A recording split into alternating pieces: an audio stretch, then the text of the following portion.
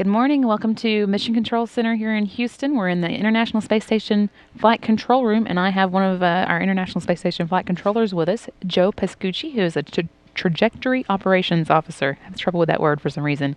Joe, why don't you tell us a little bit about what you do? Sure. Just in short, my job is to know where the space station is and make sure that it is in the right place in the future for it to be ready to do anything that we need it to do, and to protect it from any debris in space and make sure the astronauts on board stay safe. Great. That's important stuff. Yes. And now we have, I think, students in Pennsylvania, AP students, who are going to ask us some questions. So go ahead.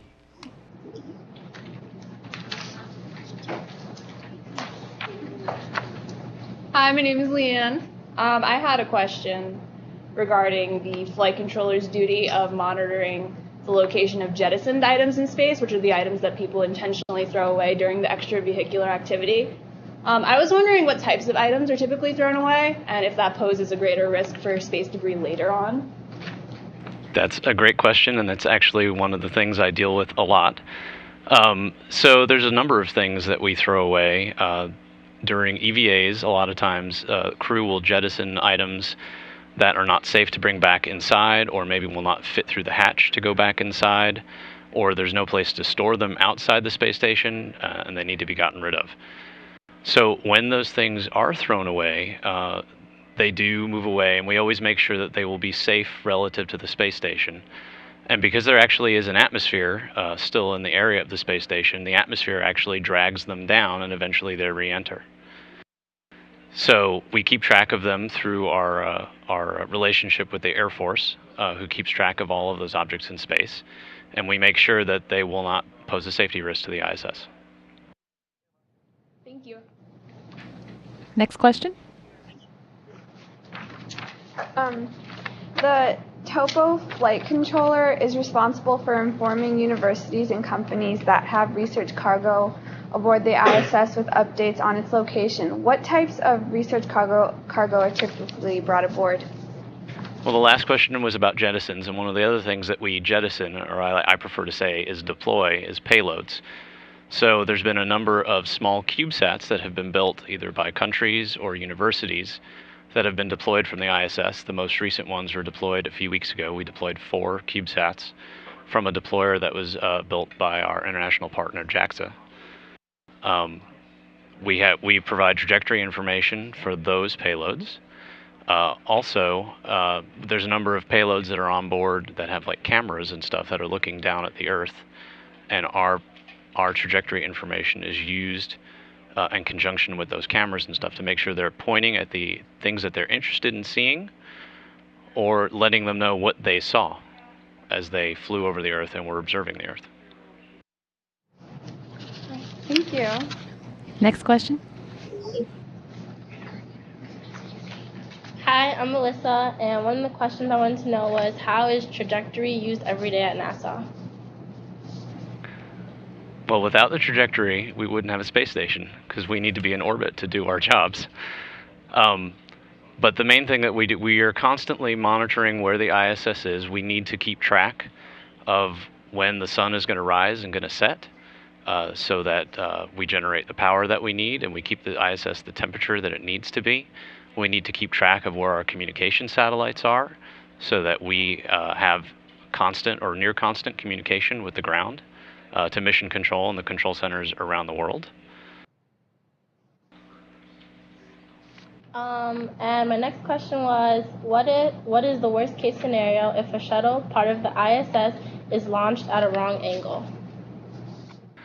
So I guess I'll take that question in 2 parts. If something was launched at the right time in the right direction, but at the wrong angle, the worst thing is it could not make it into orbit. The other part getting a little more technical would be, if you launch something into orbit but you didn't do it at the right time, you could put yourself in a position to be in an orbit that you couldn't actually get to the ISS. Because once you're in space, in order to move the orbit around takes a lot of energy, and that is not enough. There usually is not enough energy on board a vehicle to be in the wrong place at the wrong time. Can I ask a question real quick? Has that ever happened before? in terms of the U.S. space program and the Russian space program, I don't believe we've ever launched into orbit and not been able to successfully complete a rendezvous. I would imagine that would be hard with all the safeguards. Sorry, go ahead. Next question. Thank you. Hi, my name's Christine. What type of degree does a trajectory operations officer need? Most of all of the topos have degrees in engineering of some kind. I have a degree in aerospace engineering. There are some other topos who have degrees in mechanical engineering or mathematics. Okay, thank you. And I have another question. If you were told as a child that you would work for NASA in mission control when you grew up, how would you have reacted? I think I would have been extremely excited. I have a very old picture from when I was probably 7 years old of me playing with the space shuttle. That's nice. Thank you.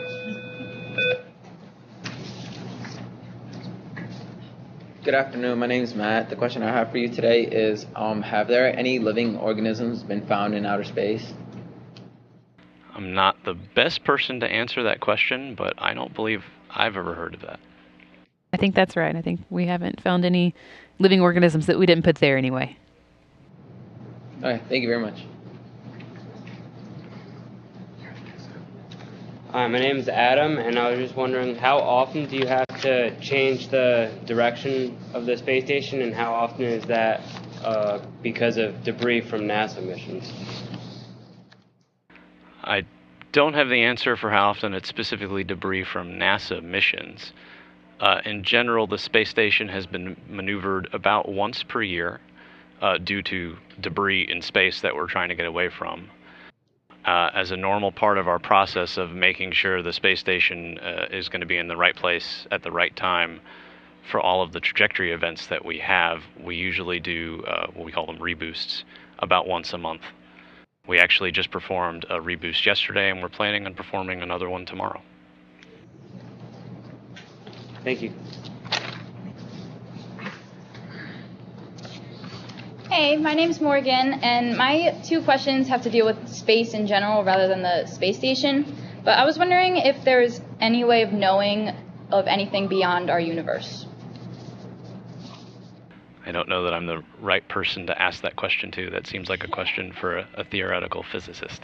I think we've got a lot of different things like the Hubble Space Telescope, and we're getting ready to launch something called the James Webb Space Telescope that give us just that kind of information. They can look far beyond, what we're able to see from here on Earth, and give us all kinds of information about our universe, where it came from, how it started, things like that. So there's lots of information online at nasa.gov if you want to go look that up. Okay, awesome, thanks. And is space infinite, or does it have an end? That's another one that would be really hard for me to answer. I'm sorry. It's okay, thank you. Next question. Hello again. Question I want to ask is, what is the future plans for the ISS and NASA? Well, so we've got a lot of things going on at NASA. Here in the Human Spaceflight Program, which is basically where we work and know the most about, we've got a few different things going on. First of all, of course, there's the International Space Station, where we have people living 24/7 and have had for more than a decade. That's going on right now. They're doing a lot of really cool research, and you can find out more about that at nasa.gov/station.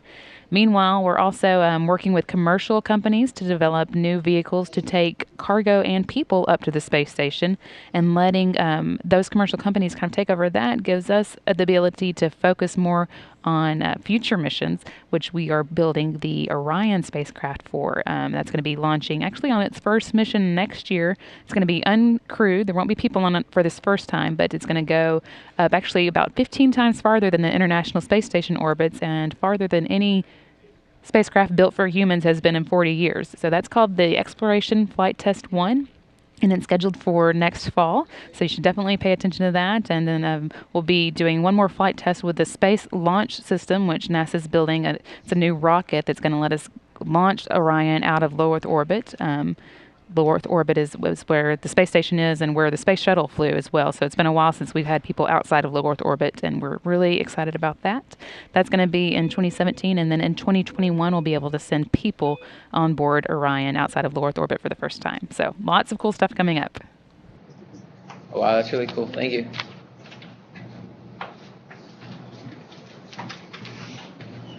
Hello, my name is Madison, and I was wondering what type of interaction do you have with the other countries involved with the ISS?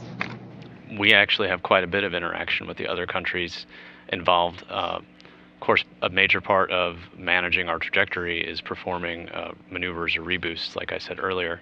And the propulsion system on the ISS is actually in the Russian segment. So we have a very close relationship with our counterparts in Russia. And also, we have visiting vehicles that come from the European Space Agency and the Japanese Space Agency, the ATV and HTV, plus commercial partners that are now sending vehicles to the ISS. So we have relationships with all of them with their visiting vehicles to make sure that we can support them successfully. Okay, thank you. Hello, my name's Emily. I was wondering if NASA is currently searching for new planets and solar systems that can sustain human life, and has NASA found any so far? NASA does have some various instruments that are looking for exactly that sort of thing, and I think just recently we had an announcement about a new Earth-like planet that we found. That's another thing that probably we're not the best people to tell you about, but there's lots of good information on nasa.gov. Okay, thank you.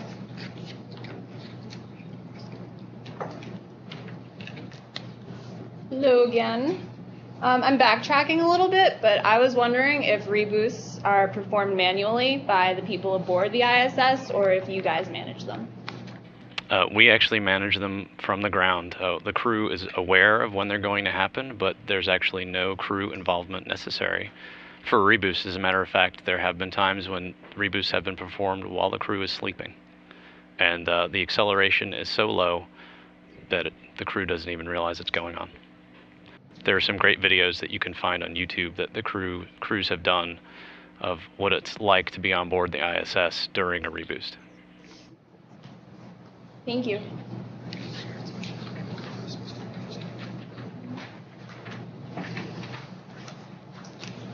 Hi, my name's Kiana, and my question is, what are some of the things NASA is doing to make travel time to other planets quicker?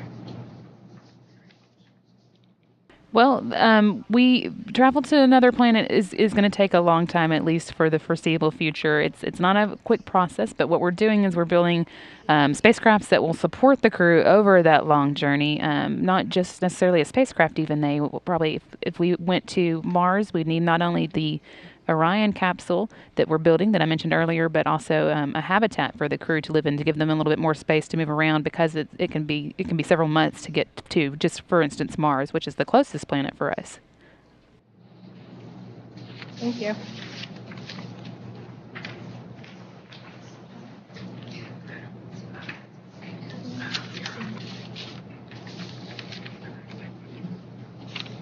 How long does it take for the ISS to recharge in the sun, like under the sun's rays?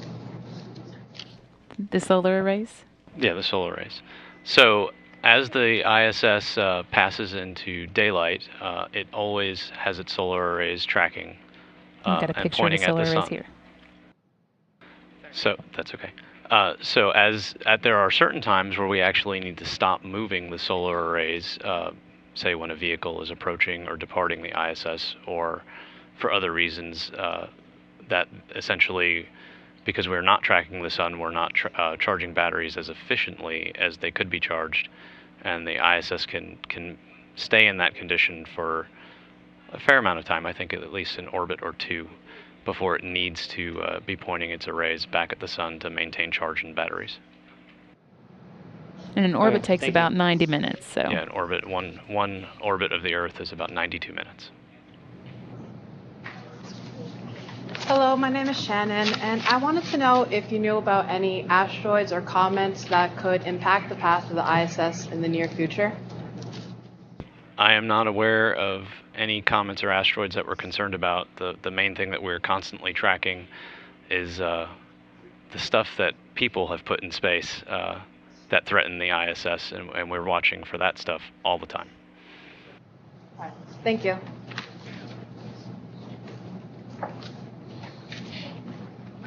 Hi, I'm Marquise, and what happened to Apollo 18, 19, and 20?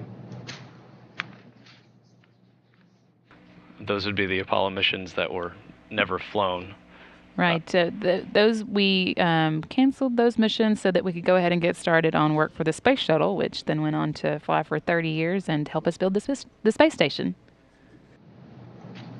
Okay. And I have another question. When is NASA planning on landing on Mars, and what will the role of the TOPO be?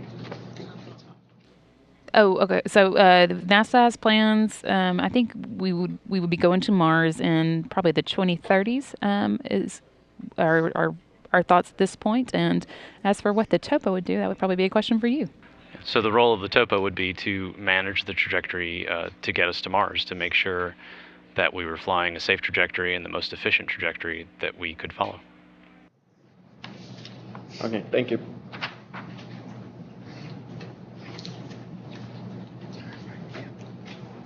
Hi, my name is Monica, and have there been recent discoveries of UFOs or suspicious objects? And with our current technology, how easy is it for NASA to define these objects? Suspicious objects? I don't think I've heard of any suspicious objects that have been found. We obviously keep an eye on a lot of different things in this space, in space, and in the universe, but I haven't heard of anything that's suspicious. And I would agree with that. Okay, thank you.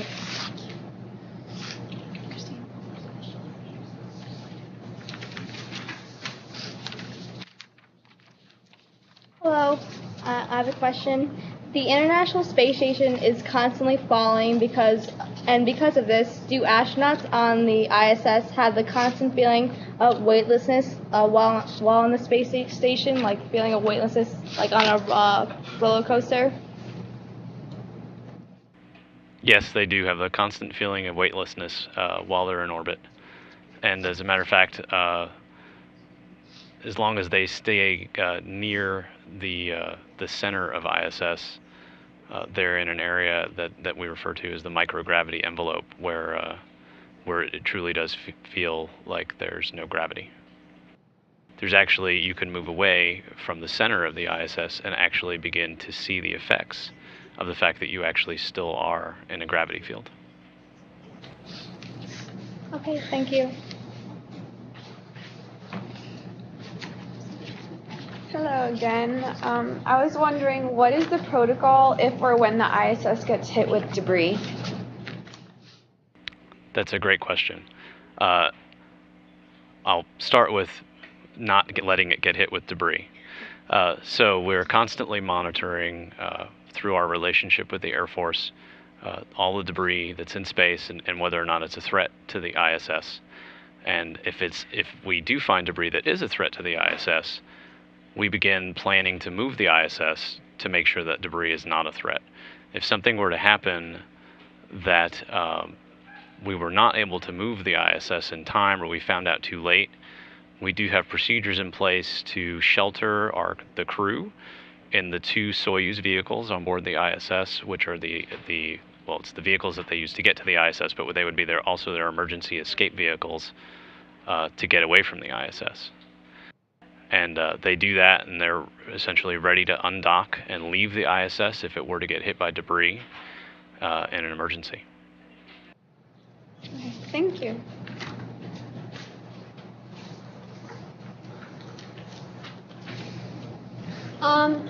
When will the Robonaut 2 be finished, and what will it be able to do? Unfortunately, I have to turn to you to I can answer handle a little bit questions about about that Robonaut. So you may have heard that just this week we announced that Robonaut, which has been on the space station since STS-133, is going to be getting some legs sent up on a future SpaceX vehicle that's going up in February. So that'll get it a little farther along on the journey. As far as being really complete, Robonaut's kind of a test project, so I don't know that there's a point where you really say it's complete. We'll probably keep sending up changes and new ideas to try out and see what we end up with. See what we end up with. Okay, thank you.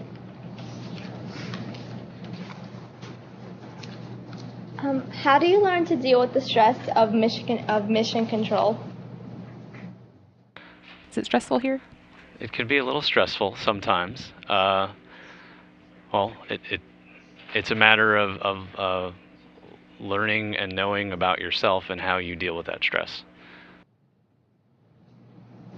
What's the most I'm sorry. Go ahead. What's the most stressful situation you've ever experienced in mission control and with trajectory?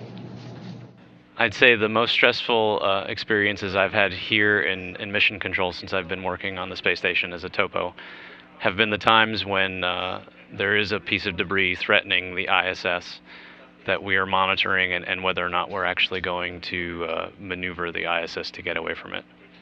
And that's probably different for different positions in the flight control team, right? The spacewalk officer might say the spacewalk is the most stressful time, or for a public affairs person like me, it's when I'm trying to talk about something that's really complicated. So it just depends on what you're doing. I would agree. That's probably very about true. The same for every job. There's times that are exciting, and that's kind of what you like about the job, but they're a little stressful too.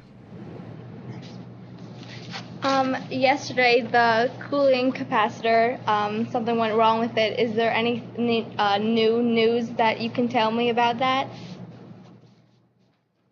Sure, I can take that. So, like you said, we have two cooling loops actually on the space station, and one of them had a problem yesterday that caused it to shut down. And so the teams here on the ground have been working real hard to figure out exactly what caused the shutdown and what they're going to do to fix it. So there's still a lot of work going on to determine what the next steps are. But people are working pretty hard. And in the meantime, the crew is doing just fine on board the space station. They've got several things that they're able to work on today while they wait for the team here on the ground to work through that.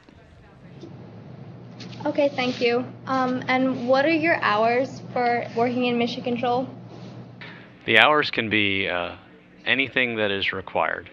For my console specifically, we normally work daytime hours only, and then when we're required for overnight or evening shifts, we come in and take care of that.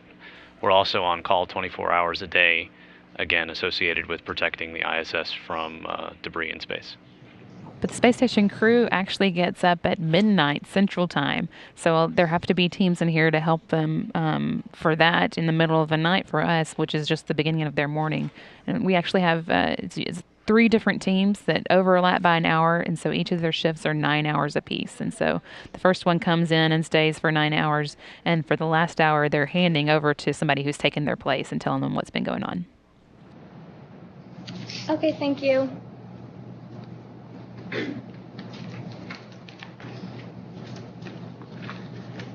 Hi, I have one more question. I was wondering what type of software or technology you use to do your job on a daily basis. So we have several pieces of software that we use to do analysis on the ISS trajectory. We have most of them have been built in-house at NASA. Some are specialized for working in the control room. They're specialized to be fast and allow us to perform computations very quickly with like a reasonable level of accuracy to do things in the immediate future. We have other higher fidelity software that is slower and takes more time to run that we use off console when doing precise analysis. Okay, thank you.